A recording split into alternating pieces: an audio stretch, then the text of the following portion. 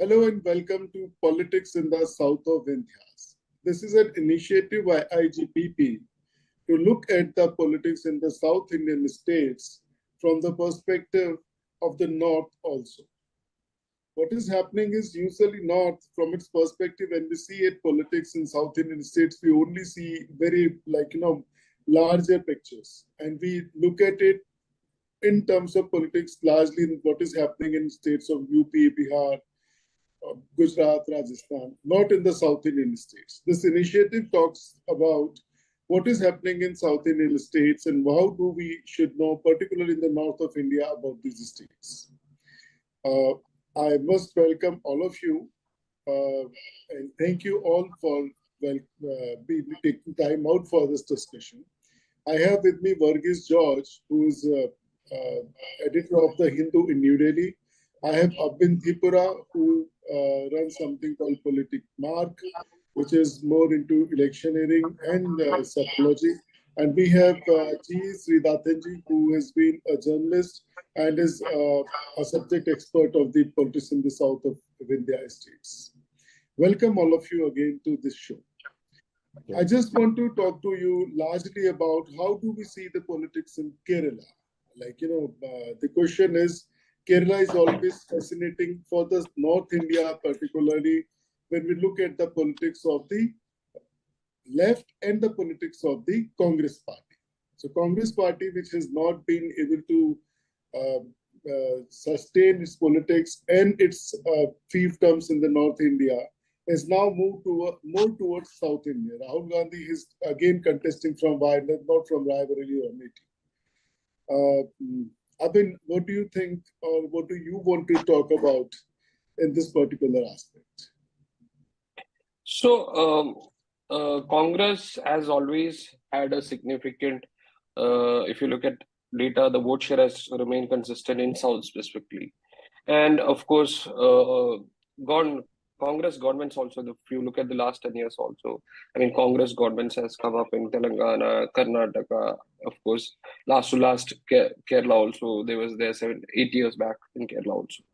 So, I mean, Congress has gained grounds over these times, even when they were losing grounds in the north. Post 2014, I would say. But they had they faced a debacle in the assembly elections, of course. And here, if you look at the current trends also, I mean, considering the 2019 elections, they won 19, I mean, the Congress-led coalition won 19 out of 20 seats. Even now, they look like they are going to have an edge, but maybe not 19 or 20, but closer, right? What I am seeing here is that right now what is adding in favor. Consider the 2019 election. Something I want to highlight is that there was a Rahul Gandhi wave in favor. Like Congress, Rahul Gandhi coming into Wayanad helped Congress in South, especially Kerala. Otherwise, I wouldn't see Congress gaining or the coalition gaining 19 seats there. Here, right now, Rahul Gandhi is still contesting in Wayanad, but that wave is not there. But again, I can see a trend in favor of them, but not leading to 19 or 20, but closer. Why? What has led to the decline of this wave, Varghese? I think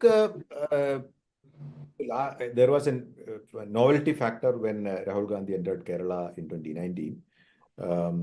So it was a matter of political suspense whether Rahul Gandhi would contest or not from Kerala. And finally, when he took the plunge, and that was something of an unexpected or an unprecedented kind of a political development from the perspective of the state. So that also tied in with that argument that at the national level, the contest is between the BJP and the Congress. And therefore, it really doesn't matter whether you vote for the left or the Congress. In fact, left is irrelevant in the national scheme of things. So these two factors worked in the favor of Congress-led coalition, which is called the United Democratic Front, which won 19 out of 20 in 2019. So this time, what has happened is actually Congress and left are the same in a different manner. It's nothing, doesn't matter whoever wins, because even if all of Kerala votes for the Congress, unless the Congress actually wins seats in the north, there is no consequence for Congress's politics or BJP's. A challenge to the BJP will be possible only in the north. Unless you do that thing, whoever wins from Kerala does not matter. That kind of an indifference is happening in Kerala. This is my very quick reading. I was only there for a few days, and also BJP was considered a kind of treated or seen with an amount of hostility in Kerala. Over the last 10 years, I would say that hostility towards the BJP is decreasing in Kerala's electorate. So whether BJP wins, BJP says that it will win seats in Kerala and all, which I think is a bit of a unrealistic claim, I would say. We'll have to see that. But regardless of that, there is an increasing acceptance of the BJP in Kerala.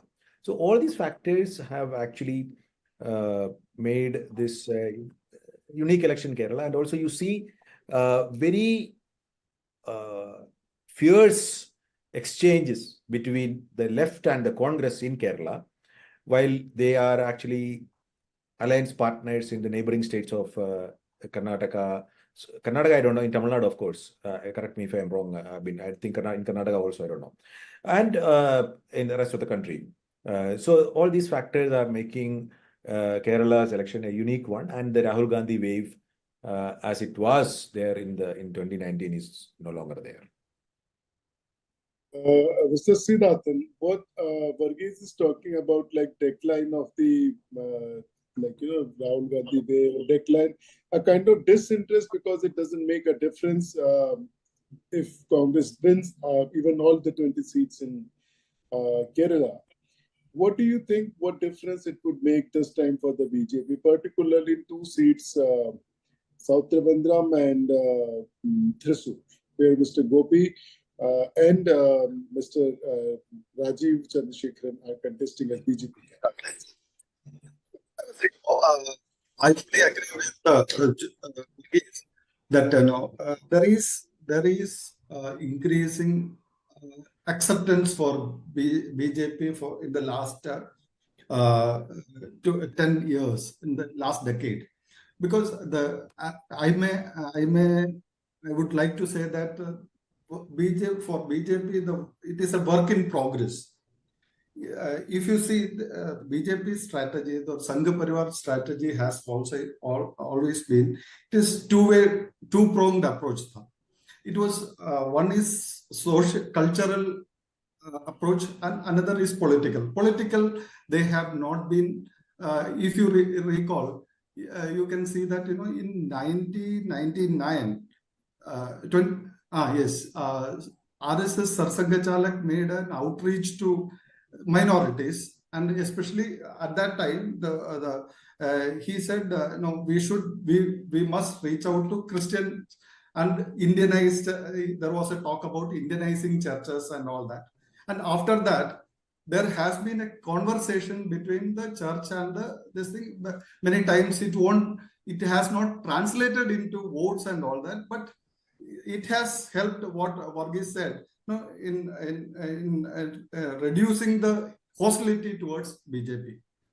And although I fully agree with him that there was it has not been translated into seats or anything like that, but there has been that hostility has come down, and also the present realities. Demography plays an important role, and the Christians are why Christians are the churches have come out with open statement saying that we should not teach, we should not treat BJP as untouchable, and we have to realize that in the national level we have to work with them that kind of statements are coming from different denominations of churches. So that way, what do you say, that BJP, if BJP and considerable BJP support base and considerable section of Christians come together, these BJP can make great inroads in the Kerala elections. Not this time. This time you are right that Trivandrum and Thrissur, they are putting up a big fight, and also in many constituencies, like in my own constituency, Pathanamthitta, for instance, BJP is getting a lot of traction there among the Christians also, because I also come from that area. I know. So there is a lot of acceptance and all that. And I think in the coming election, this is a trailer, I suppose. And in the next coming elections, you will see a major change. That is what I feel. There are two parts of this Congress problem with Christians, or maybe the whole demography and the issues of Christians in Kerala. One is like their, I would say, lack of interest in Congress party. And this is largely on the part, or it is kind of indicated by the exit of Christian leaders from the Congress party, like A.K. Antony's son has gone to the BJP. But on the second side, or on the other hand, what is the impact of clashes in Manipur on this progress or the work in progress of BJP? How do you see it, Abbin? So, at the ground level, there has been no targeted campaigns pointing out the Manipur clash right now. But a couple of months back, or maybe a year back, it was the scenario. Like a lot of WhatsApp messages, what is happening to the Manipur Christians, or this is what happens in Manipur, or BJP ruled states. So those kind of messaging used to happen earlier. But right now, I don't see anywhere, or I don't think any of the parties are driving any of these campaigns anywhere. So maybe if people who like to recall and address these issues may lead to impacting the voting, but as of now, for Christians, I don't see that Manipur issue coming right now to damage them or their influence, or for a fact them leading towards the BJP. Another question which I want to talk to all of you is about the question of Muslims in the Kerala politics. Because Muslims constitute almost 26% of population. And IUML, the ally of UDF led by the Congress party, has been one of the most prominent parties and factions in the state. Now, North Kerala, Wayanad, Kozhikode, Kasaragod, all this area has a larger number of population of Muslims, and it's largely like, they have been with the Congress party mostly. And left is trying to woo them. That is what a kind of perception. Do you agree, Varghese? Is there something of the sort? Yes, I think what is happening in Kerala over the last 5-7 years, in the run-up to the last assembly election, or the first Pinarayi government, the focus has been to reconstitute the social basis of the left politics. There's a lot. So broadly speaking, even at the cost of simplicity, let me put it this way: as you cited the demographic figures, as all of you have referred to, so roughly nearly 50% of Kerala is a combination of Christians and Muslims. So Hindus of all castes is just barely above 50%. So that is actually a debate that is part of Kerala's political mix. So in that mix, though in both fronts, you will find all castes and communities, you will find in all political parties in Kerala, including the BJP and the Congress and the left everywhere. Broadly speaking, left is been the more Hindus who have been with the left, and more Christians and minorities have been with the Congress-led UDF. So this decades-long arrangement has been sort of unsettled in the last 10 years, partly by a strategy of the CPM and partly because of other reasons. So what we could call a kind of a triangulated communal relationship between these two broad groups. There is a polarization becomes a little difficult. So what is happening is there is a kind of latent rivalry between the Christians and the Muslims in Kerala that one can notice. But the BJP cannot benefit from that thing because for example, Manipur, because in a limited context, you might consider the BJP as an option, but then something else will happen, which will make that a difficult choice for Christians. For the Muslims, very interestingly, some segment of the Christians and the Hindus see the Congress as being controlled by the Indian Union Muslim League. So therefore, that is one of the reasons part of them shifted to the left, particularly in central Travancore and southern Kerala in the last assembly election. And the left promotes this thing. So very paradoxical equations happen there. One part of Christians have moved to the left parties because they think that the Congress is favoring Muslims at the cost of Christians. And one segment of Muslims have moved to the left because that segment of the Muslims think that the Congress, the CPM is much more strident against Modi than the Congress is. So for opposite reasons, a segment of both Christians and Muslims have shifted to the left.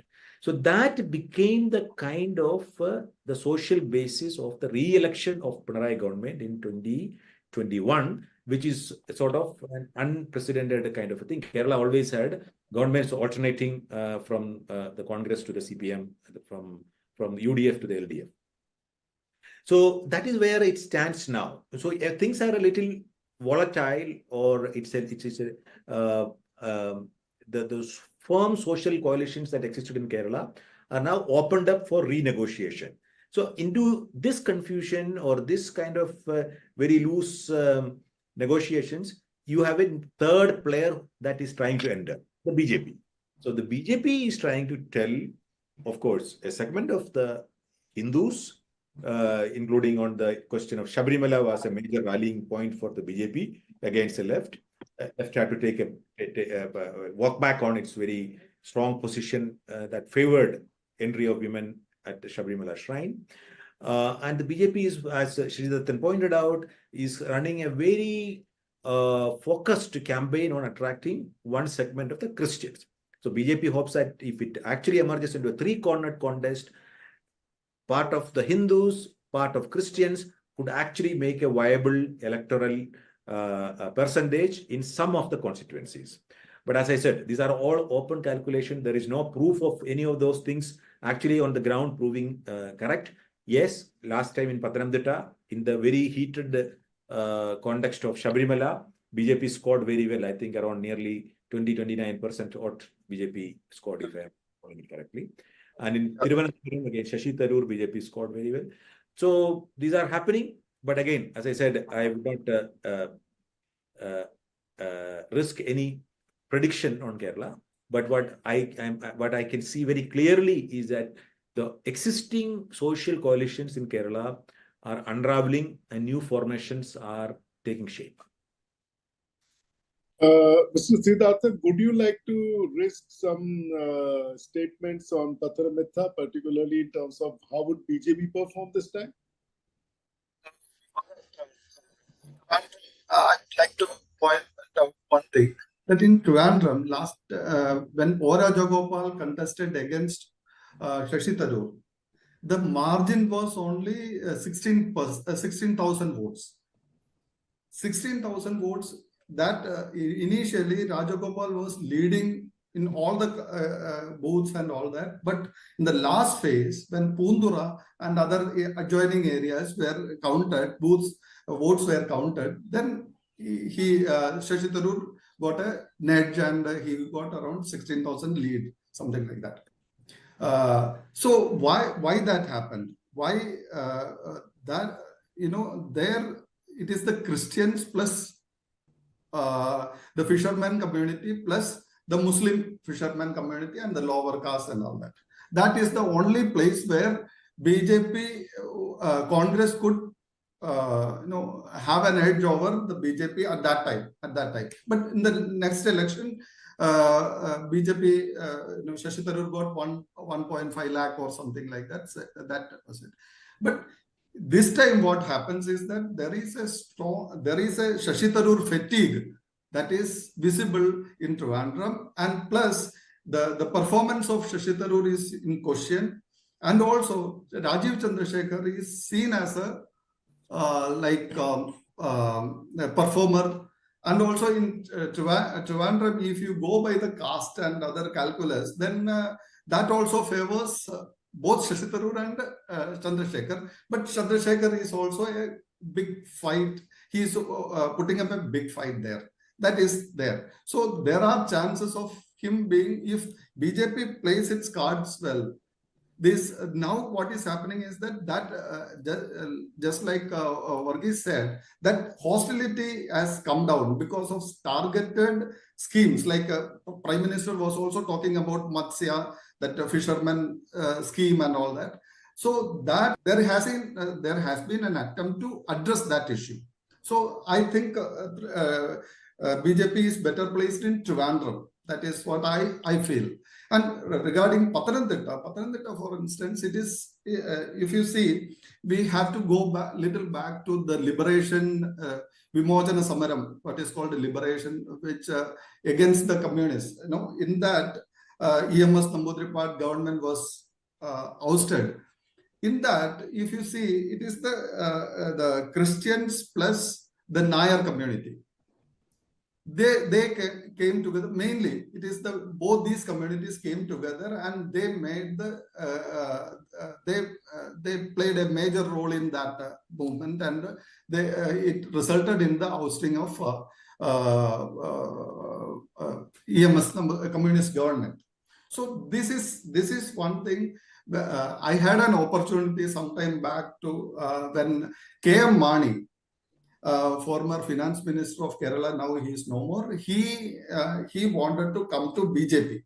At that time, he was putting up this formula that if we both come together plus a bit of Irava voters also, then BJP and this government could get around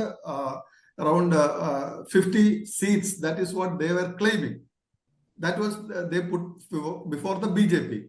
So I think Pathanamthitta is a lab for that. If BJP has the right persons on the ground, then this could be workable. And in Pathanamthitta, for instance, there are many panchayats ruled by BJP.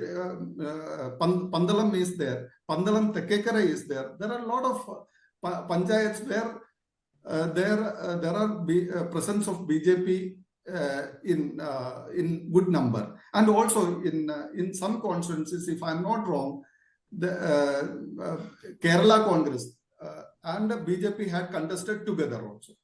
So there is a ground, and Pathanamthitta could be a major game changer. I won't think even now. I won't stick my neck out and say that Pathanamthitta BJP is going to win, but it will get much more than last time election. That is what I feel. So when we are talking about caste, I want to talk about three more castes in Kerala. One is Ejavas, another is Nayars, and third is largely Dalits as a caste group. So Ejavas, which is one of the largest OBC caste, they had floated something called BDJS, which has allied with BJP, got very less number of votes, contested 4 seats. Again, they are contesting 4 seats. What do you see its prospects, Varghese? I'll only very quickly say BJP is focusing on Iravas also, and many of BJP's main leadership in Kerala are from the Irava communities, and BJP has not only through BJDS as a constituent of India, BJP's own leaders like V. Muralidharan and Mr. Surendran also, they are all Eedavas, and they have actually communicated to that Eedava community that BJP is a platform that they could work. And just to tie in with what I said earlier, so the Eedavas have been the mainstay of the CPM politics earlier on. So the reason why CPM is also looking at Christians and Muslims as possible partners, as social groups, is also a response to BJP's inroads into traditional communities that are there with the BJP, including the Eedavas. Yeah. And how do you see Iowas? Like, is it like, is BJP would be successful? No, so the BDGs, I mean, so they traditionally are from this outfit called SNDP Yoga, Srinarayana, under the Gurudevan. Okay, but when it comes to as a political force, they've not been able to make inroads because, like Varghese clearly mentioned, this Eedava vote bank has been traditionally with the left. And maybe for BJP as a party, they might unravel and move a bit towards the BJP, but not with BDGs. They have been they don't feel the confident when it comes politically to back up the this party. That's how I read into it. Let me come to Nayars first. After this, which is almost about 40 to 50% of the population and the dominant caste groups, and something called NSS Nayar Service Society, which was like earlier formed, later dissolved, has now recently declared Shashi Tharoor as the original Nayar. Now, these kind of statements from a caste group would, in such a context, which is such an urban kind of thing also, Varghese or Mr. Sreedathan, whoever wants to answer this. Yes, although we say that Sukumaran Nayar, he is the chief of NSS. He claims to be the pope of Nayars. This kind of support will be counterproductive. Why I am saying this? Because when he says that he is a real Nayar and all that, it will have a negative impact on other communities, Eedava especially. If you know the South politics, Kerala politics very well, then this is in no way going to help him. And also, even in the headquarters of Nayar Service Society is in Changanasheri. Changanasheri is ruled by BJP. Even his own candidate, Sukumaran Nayar's candidate failed. He couldn't. He was defeated. So that is why he doesn't carry much weight. Although the politicians have given him lot of weightage and all that. He has been pumped up and all that. But he doesn't carry much weight politically. And no Nayar will, worth his salt, will listen to, except only few who are associated with the functioning of or functionaries of NSS. They will be listening to him. Otherwise, nothing. There is one more thing which I want to explore. Usually, like, sitting in the north, a general perception is that a society in Kerala is not as traditional or caste-based, like, it is not those kind of things, but the facts doesn't speak as such. And if we come to Dalits, there is like in Marquer, this Marquer constituency, Mr. K. Suresh is contesting for the 8th time now. He's already won 7 times. Why just one candidate? How does it happen? So Mavelikara constituency, I think as a constituency, it became the map of that constituency has changed in the recent past, and he was contesting from other constituencies earlier. So this would be his second or third contest in Mavelikara after it became a served category. Earlier he was in action. Yeah. So he was a Adur, right? He was yes. So yeah, I mean, the point is, he started at a fairly young age. I think his first contest was when he was still a college student or something. That is how he has been around for such a long time. So yes, and your original question about identities in Kerala. See, I mean, nowhere in India is actually free from caste politics or communal politics, whether it is Tamil Nadu or Kerala or Bihar. In Kerala, what is remarkably, there are two things. One is it will be very difficult to find the kind of very open hostilities between caste or religious basis in Kerala. So as I said, even in the BJP, you will find, forget about BJP, when BJP, I'm talking about at the current level or in the previous level, you will find all communities, all caste, all regions, even in the BJP also, in the Congress also, Kerala Congress also. Every party you will find that thing. And also in the in your local level settings also, the intermingling across communities and castes is extraordinary compared to other parts of India. Yes, when it comes to power struggle and battles for power, there will be lobbying based on caste and religion. If you have, say, vice chancellorship, you will apportion it according to, okay, this university's vice chancellor will be an Iyer, this one will be a Christian, this will be all that things will be happening. And within the Christians also, you will have you will see different churches jostling for space, or there is Orthodox, there is Jacobite, there is Roman Catholic, there is the Syro-Malabar, there is a Latin Catholic. I mean, I can't even count all the Christian sects in Kerala. I mean, I seriously cannot actually. So then, of course, as it was discussed here, the Nair community, you have the NSS, but then there are numerous other powerful groups within the community. SNDP tries to be the spokesperson of the Irava community, but they cannot actually take claim to be speaking on behalf of all Iravas. So it's a very interesting mix of social forces at play.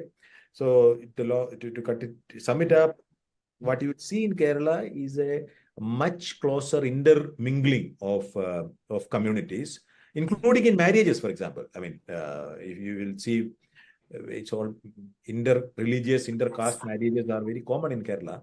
It does not attract that kind of hostility that you find in the north. But in recent times, those are questions also being made into controversies in recent times.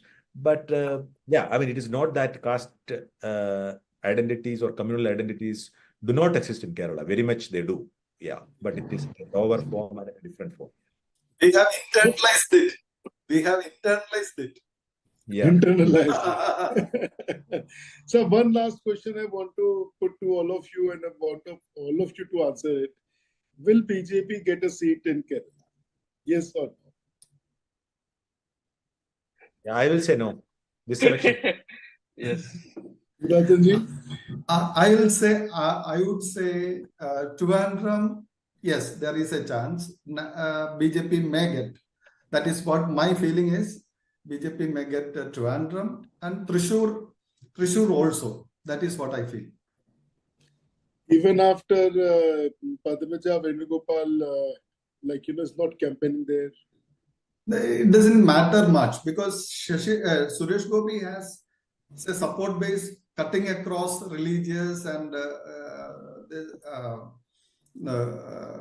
religious and caste lines. So that is working there at the ground level. Initially, there was much hype and all that. Then it mellowed down. But now, after this Puram controversy and all that, I think that is gaining. He is gaining much ground and all that. That is happening. That there is a feeling that he should be given a chance. That is what I feel.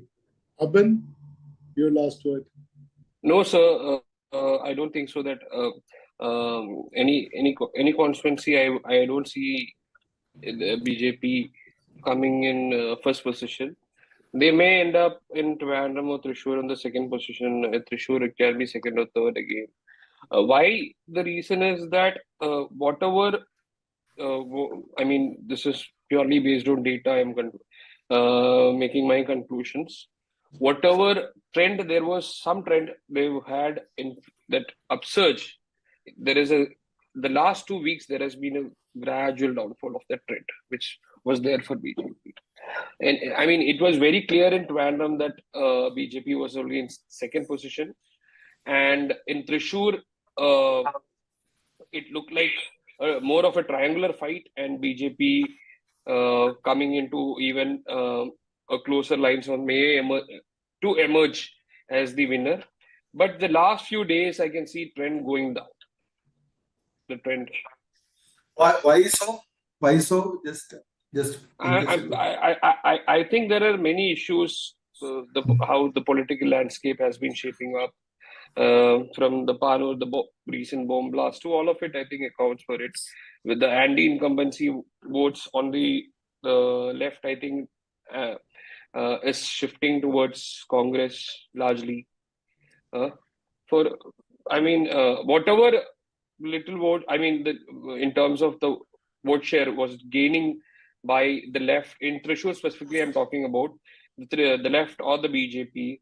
There is a decline, and I think the UDF may have it in Thrissur. Thank you so much, everyone, for this insight into the caste politics of Kerala. We would probably have another episode of what is exactly happening on the ground in political runs and political parties. This episode, I wanted to focus on the caste and how the caste groups are performing.